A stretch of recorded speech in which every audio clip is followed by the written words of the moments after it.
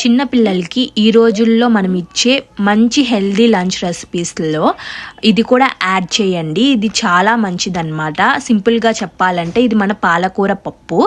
So ఈ వీడియోలో step by step ప్రొసీజర్తో సహా 6 months ఆన్వర్డ్స్ బేబీస్కి పాలకూర పప్పు ఎలా పెట్టాలి అనేది మీకు షేర్ చేశాను. సో తప్పకుండా చూడండి, డోంట్ మిస్ ఇట్.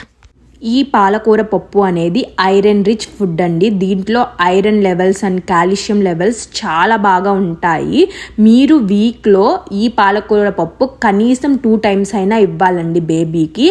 అప్పుడే ఐరన్ లెవెల్స్ అనేవి చక్కగా పెరుగుతాయి.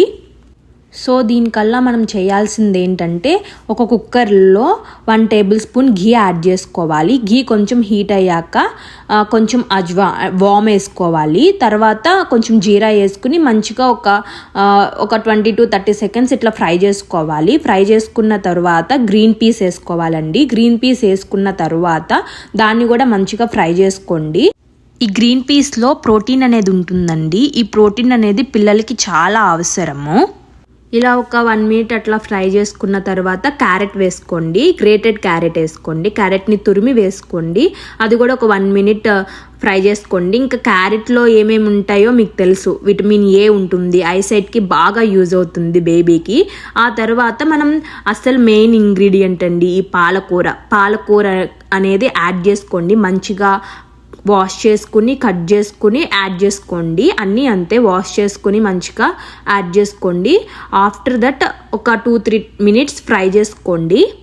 ఆఫ్టర్ దట్ ముందుగా మనం నానబెట్టుకున్న మసూర్ దాల్, మూంగ్ దాల్ అండ్ రైస్ని ఒక 6 hours కానీ 2 hours కానీ నానబెట్టుకోవాలి.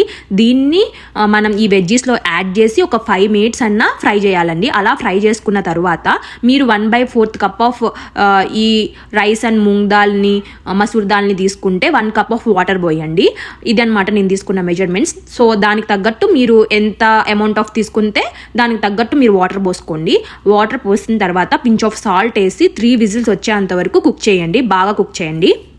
ఇప్పుడు మ్యాషర్తో మంచిగా మ్యాష్ చేయండి. మ్యాష్ చేసిన తర్వాత బేబీకి వామ్గా ఉన్నప్పుడు సర్వ్ చేయండి. వామ్గా ఉన్నప్పుడు చాలా ఇంట్రెస్టింగ్తో తింటుంది బేబీ.